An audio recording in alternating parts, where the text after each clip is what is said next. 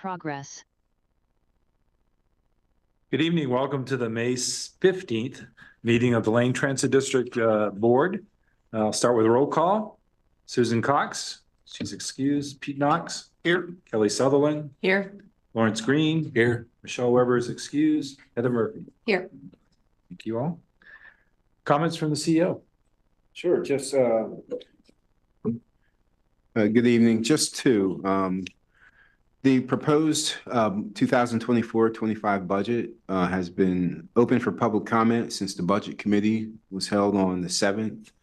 And public comment will remain open until the day of the hearing, which is scheduled for the 28th. So just wanted to get that on the record. On May 19, Better Eugene Springfield Transportation is holding an event on May 19 called, I should have it in front of me. Better Ways Block Party. And that's going to feature a series of transportation talks, and that'll be downtown. We'll make sure that information is linked from our website, but that will be talking about transportation for the future here in Eugene and other modes, including bike share and transportation impacts on seniors. So AARP will be there as well. So just wanted to get that out there. And then finally, on Tuesday, May 21, we have quite a few new members to board committees, including the Budget Committee and the Strategic Planning Committee. So there'll be a new committee member orientation day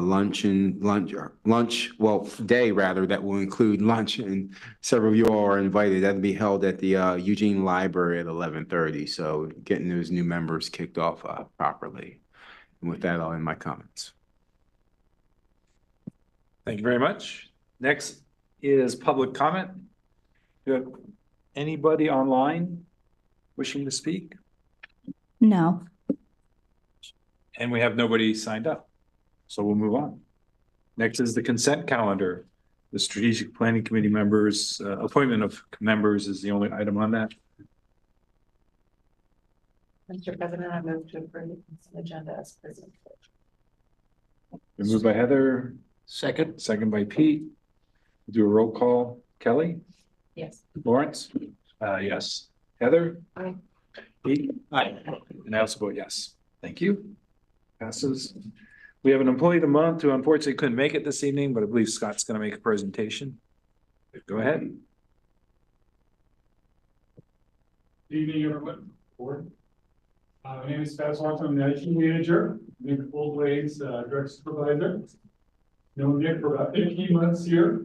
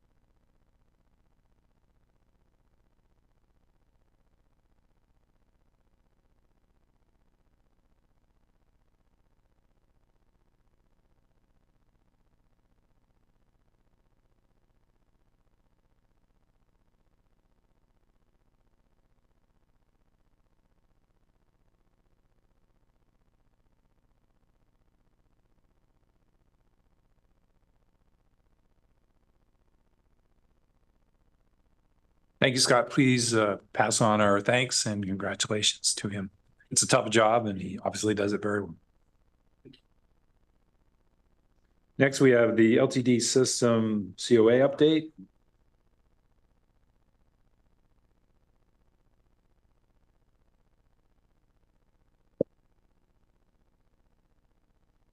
Thank you, and bear with me while I get the presentation up, so I'm not cranking my head. We're good.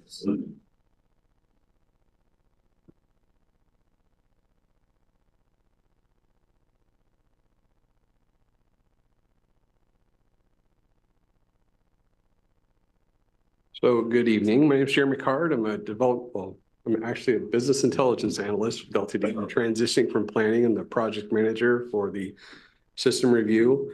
System review got started back in August, September timeframe. We did a lot of survey stuff up until now, and right now we've got our service recommendations out. I'm going to give you a brief overview of kind of high level of what we're looking at for those changes. Right now, the public is commenting on those service changes, so we'll go ahead and get started. So next slide. So why are we doing a system review? So part of the reason is because we have set out our strategic business plan. Every 3 years, we're going to do a comprehensive operations analysis. We're calling this a system review. We're doing this in part because of the COVID-19 pandemic and the impacts it's had on our service. We've had a lot of staffing shortages. We've had a really hard time getting operators in the door, so our service has been reduced, and our service levels are not quite back to pre-pandemic levels. So we're not putting out the service hours that were before. So while we're doing that, and we're getting our labor force back up, we want to make sure that we are adjusting our service to the needs of the community and really trying to listen to what the community needs from us as we move forward to make service improvements and adjustments. Next slide. So we looked at ridership data and connections on the entire system. The previous COA focused on the metro area only. This time we are including everybody. So all the rural routes are included, all the whole fixed route network. We looked at fall 2022 travel patterns. The consultants did this through cell phone data. So they're looking at where people are traveling to and from within the metro area in our region, population and employment data, socioeconomic data, and then looking at city projects or other ongoing projects LTD is doing or our partners are doing to make sure that our services are aligning with those projects as well. And also a lot of public input. That's been a big push for us. A major priority is making sure we're getting feedback from the public and moving forward. Next slide. So for the initial community engagement, next slide. We started in October. We did an origin and destination study. We got about a little over 2,000 results. This is an onboard survey done by the consultants. It gets a lot of demographic information from folks, but it also gives us specific origins, where they're coming from, how they're getting to the bus, where they're going on the bus, what are they doing after they get off the bus. And then we also asked a lot of questions about what they would like to see in our service moving forward. We've also done, we've talked to our operators, intercept surveys, we've done tabling at the stations, we've gone to some community events. We did a virtual open house. We are doing another one next Monday on the 20th at noon and at 6 p.m. And that's up on the website now. We also, we're reaching out to the neighborhood groups. We haven't heard back from them yet, but we hope to hear from some of those groups as well, because I know they have a vested interest in their service. We've looked at local and regional agency feedback, talked to our partners, tried to get their responses. And then we targeted some low income and non-English speaking events. We did actually, it comes up a little bit later. From that survey and from we did online surveys, we had over 1,000 responses. The top priorities from folks, the general public at large and the onboard survey, the number one thing that came up was bus stop improvements. But while that is important, we don't think that's the top priority. The way the survey was set up is they had a budget to spend. So they could spend the budget on their priorities. What we think happened is people had a couple of dollar signs left, and that was the one that they could pick. So everybody picked it to spend all of their budget. But over that, frequency was the biggest priority for everybody, restoring weekday service levels, and then making intersection level transit priorities. So we can make changes at intersections to help buses get through faster. So they want to see faster trip times as well. Next slide.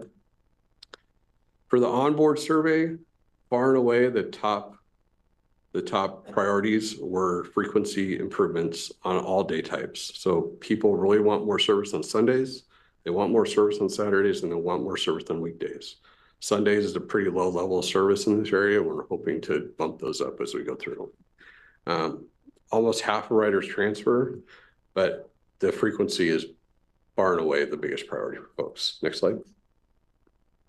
So we did 2 events for the Latino community. We did a Latino Connect event, it's a workshopping, networking event, and we handed out flyers there and talked to folks. We also did a focus group in Spanish. We had initially invited about 10 people, and we had about 25 show up. So that's good. It was a really good event. They were very positive about our service. They do want better service on the rural routes, which points to some of the socioeconomic factors of people are living outside the metro area and coming in. They want better connections to LCC and the university, passenger amenities information, and then making sure we continue the conversation with them in the future and not just stop after the project is done. Next slide. So we have a project website. It actually just got updated again today. It's ltdsystemreview.org. Right now, it's got all of the service changes that the consultants and staff are recommending we make to the system. It's a route by route, so you can go through each route and see exactly what is changing and what the recommendation is. So please share that, check it out, take the survey. That includes all of you guys. Next slide, please. So for the service scenarios, again, I'm not going to go into a lot of detail. I do have some slides if you have specific questions, but this is just kind of high level. We want to look at improving route frequency on weekdays and Saturdays and Sundays if we can. Reduce route duplication. So right now we have routes that travel down the same road. So we want to look at how we can change the schedules to make sure that they're not following each other down the street. We've got some consistent frequency along those corridors.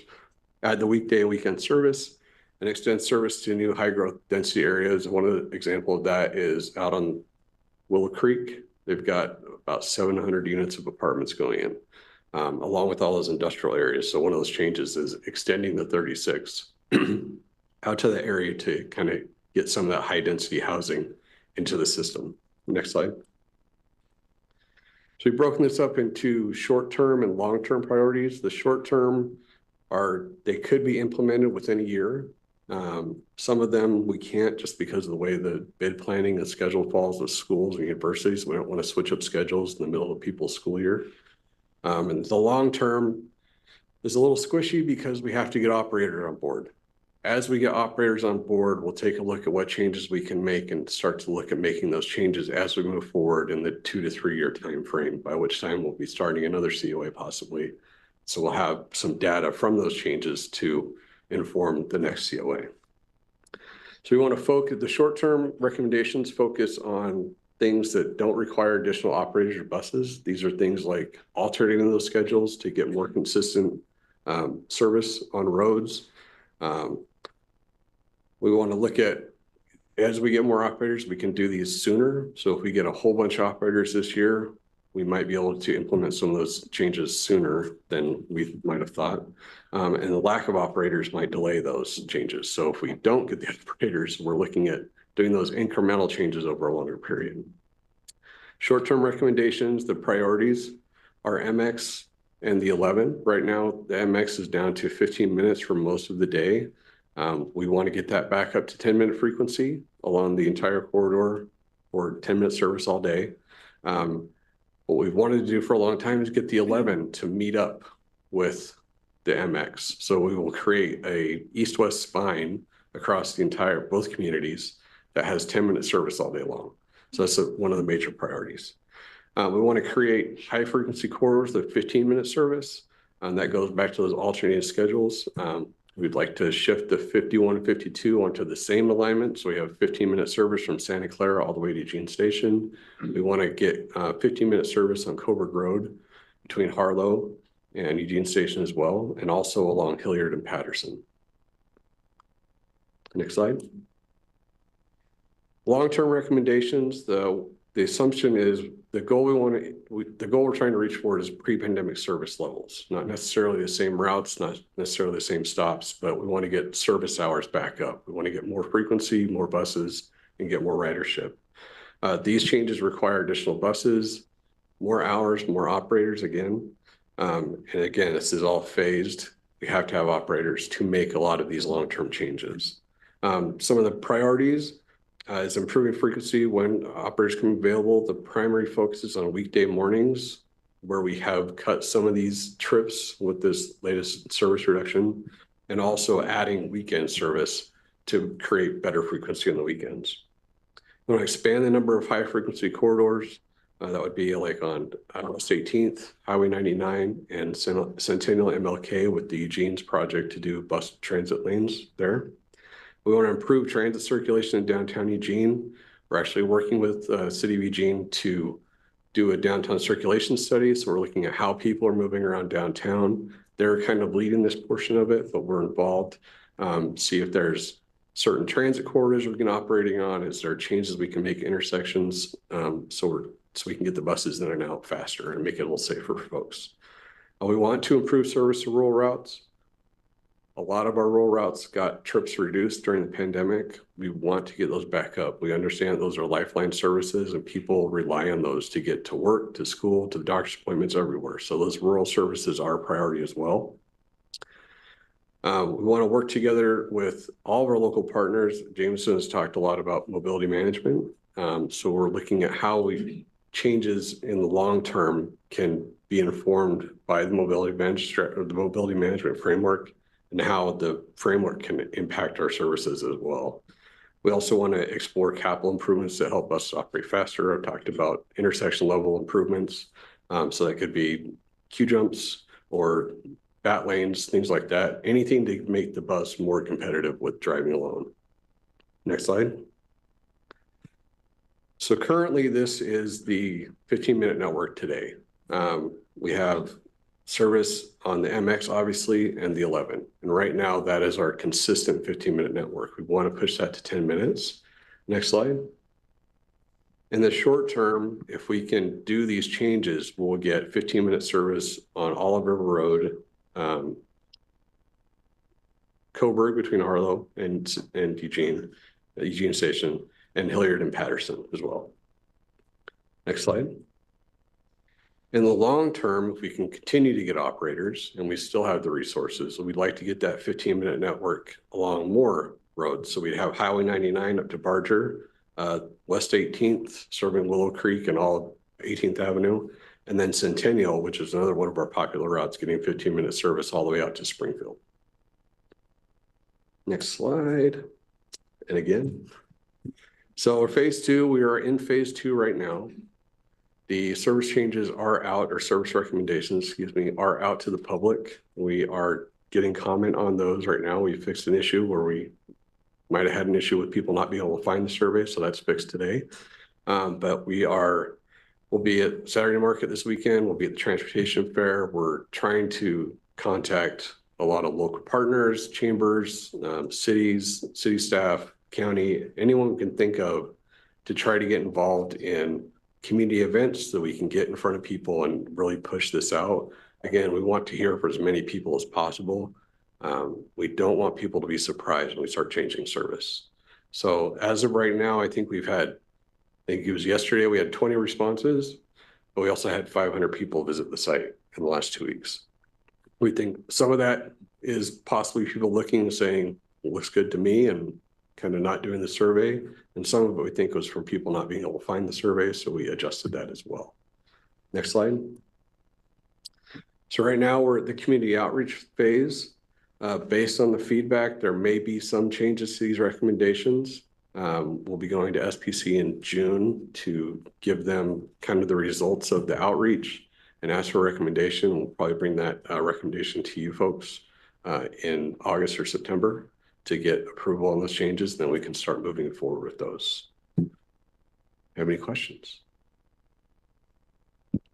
That was great. Thank you. Any questions or comments? Heather? I apologize if you said this already, but what was the sample size of all talking sessions, surveys, et cetera?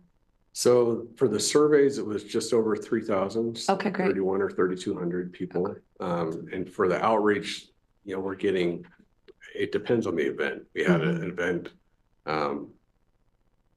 with Homes for Good, and we were able to talk to, probably 30 people. Right. So, I mean, we're doing these events and people are interested, they're hearing, they want to give us feedback, which is good. And then specifically, I see up there rural focus, and I heard some of what you were saying about that. Are you coming to the rural areas for some of this going to those communities, and B, when you're talking about route adjustments and I hear housing developments here, are you also, the area I serve in Cottage Grove, we've got several new housing developments, obviously on a much smaller scale, but ripe for the opportunity to maybe consider route adjustments where those folks moving into those, and they're moving often from this area to the more affordable new housing down there, can easily commute up here. Right. Maybe require some route adjustments. Some, it could be. So Mhm. Cottage Grove is a different animal altogether. I mean, we've got the connector down there. Mhm. South End Mills used to have a route around town. We have our route there. Mhm. I'll be frank that we've had a really hard time getting responses from rural partners, Mhm. and trying to figure out how to engage with the community. Okay. So we're Happy to offer constantly- ideas. please, Yeah. I would love to hear them. Okay. Yeah, we've been pushing really hard, like trying to reach out to folks, trying to get to events. I mean, it's possible we might need to go to like a city council meeting or something to Yeah. kind of get that information out as well. I know Cottage Grove also has a newspaper and radio station and everything else. So those are other avenues that we're also exploring. Yeah. Especially and access to our Spanish and Mayan speaking community, who I'd love to open more transportation doors for. Their needs are many in that Right. realm, and more that we can connect, but really also those new developments which are attracting people here that need the commuter possibilities. So, Yep. Yeah. Other Thank you. comments? First of all, great work. There's an amazing amount of information there. Thank you. And your logic is pretty clear in terms of how you get to the next level of service. One thing I'm always wondering about is what happened to the people who stopped using the bus, or what's on the minds of the people who never used the bus, and knowing what might move them to use public transportation. You must be touching on some of those people in this outreach effort. Are you hitting many? I don't know that I could tell you specifically. I've been with LTD for 18 years. I was a driver for 11. So I've talked to a lot of our customers. What I've heard doing the outreach, specifically in this project, is there's been people are sometimes they feel unsafe, not necessarily on the bus. They think the bus is safe, but they might feel unsafe waiting for the bus in certain areas. It's really easy to drive around Eugene and Springfield and park. That's something I hear a lot. Why would I ride the bus? I can just drive. It takes me less time to drive. So we have some challenges in that we do have a relatively easy place to drive around in. There's still a lot of parking in Eugene, Springfield. So it's not as much of a barrier, and with less people, I think, working that 9 to 5, 7 days, 5 days a week in town. A lot of people are doing it remote, or they've shifted they're into a hybrid model. I think a lot of people, there's even less traffic and less congestion. So I think those are some of the challenges that transit agencies face everywhere. It's not just here. But I think those are some of the main reasons. You need anything from us? Just spread the word. LTDsystemreview.org. Please get it out to as many people as you can. Okay. Thank you. All right. Thank you.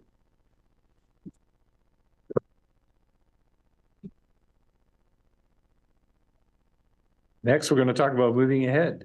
And I think we have a new face coming into a small issue, David Roth. Well, you just start with the small ones, right? Welcome. Thank you. Good evening, President Grimaldi and board members. My name is Dave Roth. I'm the new Director of Mobility Planning and Policy. Nice to see you all. I've met a few of you, and good to meet those of you who I have not yet met. So hand over to Jameson for a moment. Yeah, big topic, David. Well, As you know, we've been, we have a plan for several corridors, around the community and, what are the alternatives for those corridors? And on River Road, we landed on a preferred alternative of, MX River Road. And that had a certain reaction, from the community. And one of the things that we did, was we kind of paused. We took a pause and we looked at the project. And we looked at the project from several different viewpoints. One, you just heard Jeremy talk about ridership and operators and trying to grow ridership back. So we looked at it from the viewpoint of what does this investment mean to the community in terms of ridership. We also looked at it from the standpoint of what does this investment cost the community, not in 2016 dollars, but in 2024, 25 dollars. And Dave will talk about that as well. So we looked at this, and then we even backed up when we looked at how are we communicating with our communities. I think that was a part of what feedback that we heard was, with so many different things competing for our time and attention. This project started in 16 and people move in, move out, and pandemic happens, and it resulted in what it resulted in for multiple reasons.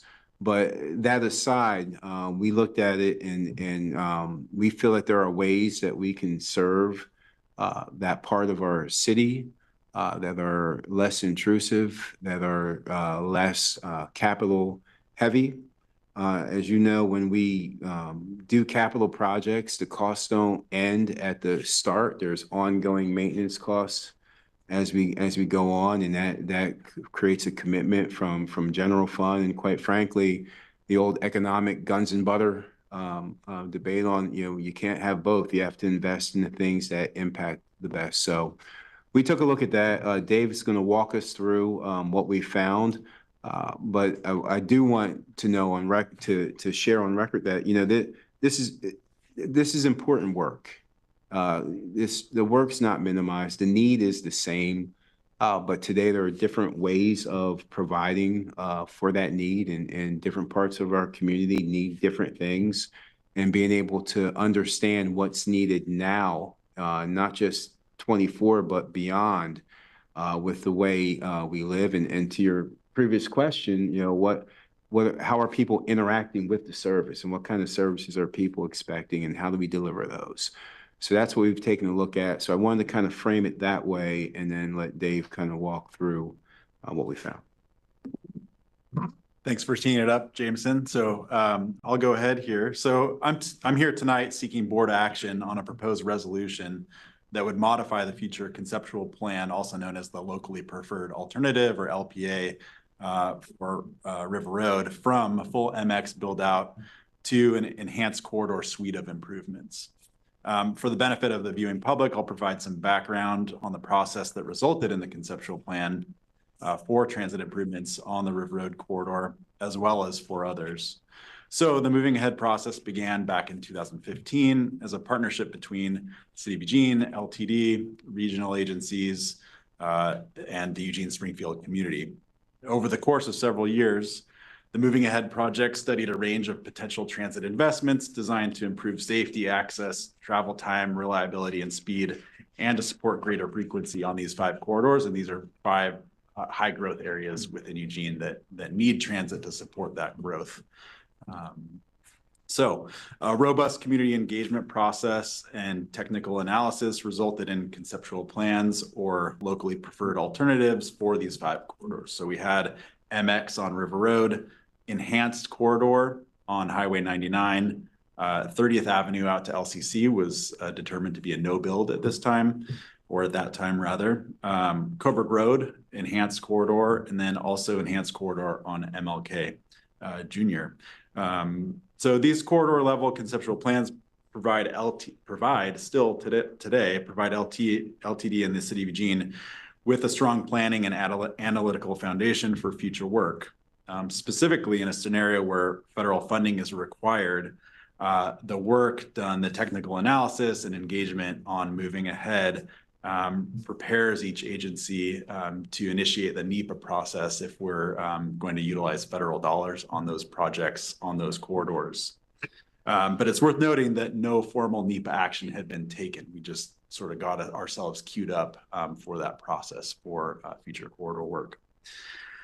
So moving ahead, and the recommended LPA for each of the 5 corridors was taken through a formal adoption process, with the first plan, being adopted by City of Eugene back in March, early March of 2022, and the LTD board followed just a few days later on March 16th of 22. And then shortly thereafter by the MPC, Metropolitan Planning Commission, on May 5th of 22. However, at the same time, at least partially driven by the global pandemic, the impacts of dramatically increasing material and labor costs were just starting to emerge. And this is something that was happening to agencies everywhere, on capital projects. So every agency planning and delivering capital projects has been impacted, with the result being scope reductions and often delayed or canceled projects, projects being pushed out just because the costs have increased so much. And so the financial calculus for moving ahead, and in particular, the proposal for a full MX corridor on River Road has changed. Moving ahead projected the River Road MX project to cost $78 million in 2016 dollars. To build the same project in 2025, which is, roughly maybe the date you might expect a project to start on River Road, would be a 32% increase at $103 million. Further, any grant opportunity that would fund a new MX corridor requires a matching contribution from LTD's operating fund. So, given that we have limited operating dollars, those limited operating dollars might be better spent elsewhere on the fixed network to support things like what you just heard in the previous presentation.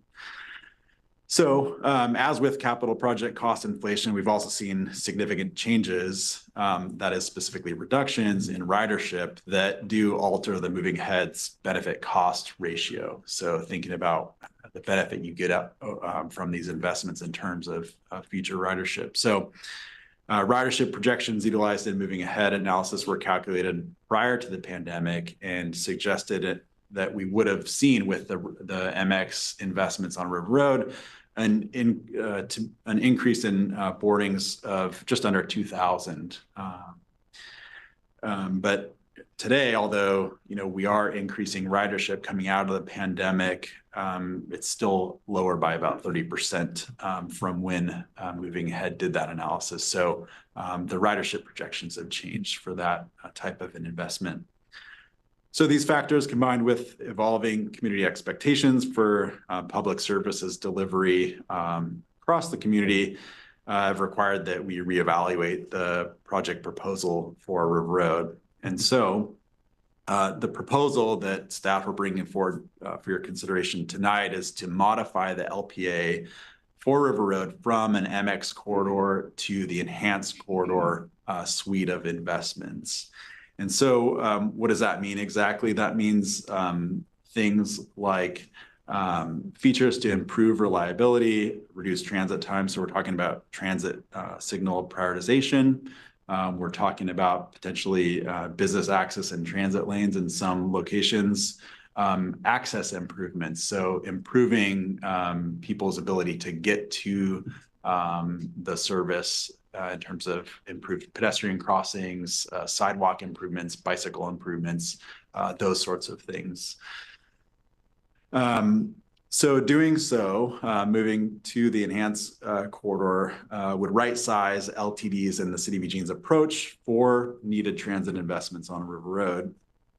And it would continue to leverage the valuable planning and technical analysis that was done during Moving Ahead to deliver many of the benefits of bus rapid transit, but at a much reduced cost. And so that concludes my report tonight, and I'm happy to take any questions. Any questions or comments? I have a question. What is the new cost The new cost. So at the time, when the enhanced corridor alternative was looked at for River Road, the estimated cost in 2016 was 24 million. And if you apply the same increase of 32% or so, you're looking at about 31.6, 31.7 million for the suite of improvements. And I should also mention that the approach to how those would be implemented is something that we've not determined yet. And it's we have been having conversations with our partners at the city of Eugene, and we're just starting these conversations about what a future project might look like. And so that would be if you applied all of the improvements at once. And I don't know that we're at a point where we could say that that's the approach that we would take. You might take a more incremental approach, which would result or involve smaller projects over time. So it remains to be seen what that would look like. Pete? Thanks, Dave. I really appreciate your explaining all the thinking here. And I'm just going to make a little statement because 2 years ago, I was a relatively new board member and had been on the Moving Ahead Oversight Committee, the Strategic Planning Committee, and of course the board itself. So I got to vote 3 times on this and voted yes. And I was nominally in favor of it, but I did have concerns about costs. You know, at that time, the projection was 70 million, which I knew was probably could gone up anyway. And now we know that it's gone much further up. The other thing I've learned about a year ago is that the city was backing off on some of the land use changes that I expected would actually generate more ridership. So given that, to me, this makes a lot of sense. That, you know, we have new information. The world has definitely changed after the pandemic, and I'm not an expert, but I do think that we're still learning where transit and transit ridership is going to land post-pandemic. And so I think this is a reasonable thing. Other questions? Well, I want to thank you for your presentation. Very good. And thank the organization for its willingness to re-examine a major project and be willing to reconsider doing something different. Assuming the board approves this resolution, what's the next? What will the public see next? What's the next event? Yeah, great question. So as I mentioned, we've been having conversations with our counterparts at the city, and they're anxiously anticipating tonight's meeting. And so I'll be providing a report back after tonight, but I'll follow up with city staff, my counterparts there, and it does sound like they'll be bringing this to city council sometime in June, is what I heard last. And so I think they will bring a similar proposal to the city council, and seeking approval to basically follow our lead on this one. And then I believe at some point we will go back to the MPC to bring forward like a joint presentation with city staff to the MPC. And then there's a lot of work to do for project development. So we would be re-engaging with stakeholders, the community on this one to determine our next steps. Have we talked to our federal partners about this possible change? So we did, we've reached out to some subject matter experts on this one prior to putting this proposal together. And according to what we heard, because we had not formally entered that NEPA process, really what we need to do is we need to notify the FTA of the direction we're taking, but there's no formal or technical steps that we need to take to pull back from this at this point. Great, thank you. If there are any questions or comments, I'll entertain a motion. You have only one question. So with regard to the stakeholders and the community members, we wait until it goes through the city council and to MPC to communicate with them? That's a great question. I mean, I think, I'll maybe ask Jameson to step in and provide some. No, I don't think we need to. We could, but I don't think we need to. City council took this up on Tuesday, Monday. They heard an update from They heard an staff. update on it, so the neighborhoods are aware, and we have their as you know, we get invited to their neighborhood association meetings, and we'll be able to go there as well to talk about what our plans are. Yep. That's good. Like to hear that.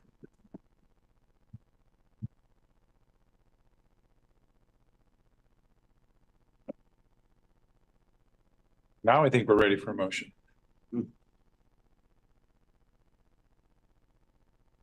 I can make the motion. Okay, To approve the consent agenda as presented, the modification of moving ahead.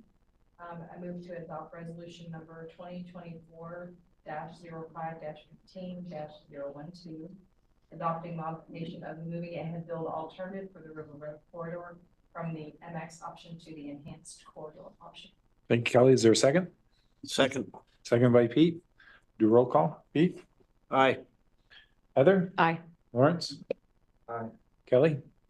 And I also vote yes. Thank you very much. Thank you. Moving on to other business, board member reports are in the packet. Are there any verbal reports people would like to give?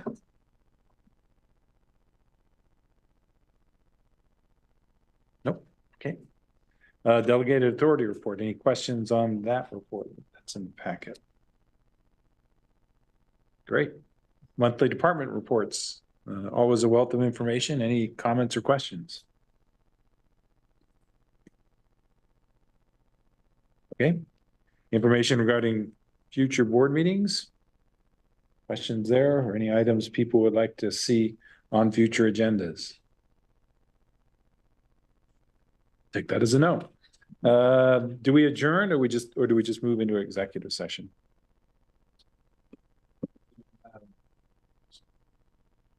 Okay, we'll do that. So we'll move into executive session pursuant to ORS 192-660 subsection D, subsection 2, subsection D, to conduct deliberations with persons designated by the governing body to carry on labor negotiations. So a few people will have to leave the room.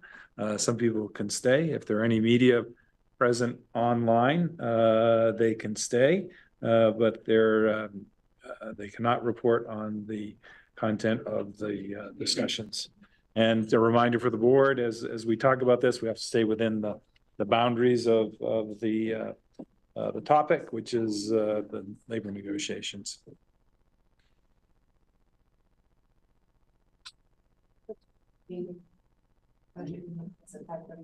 Recording stopped.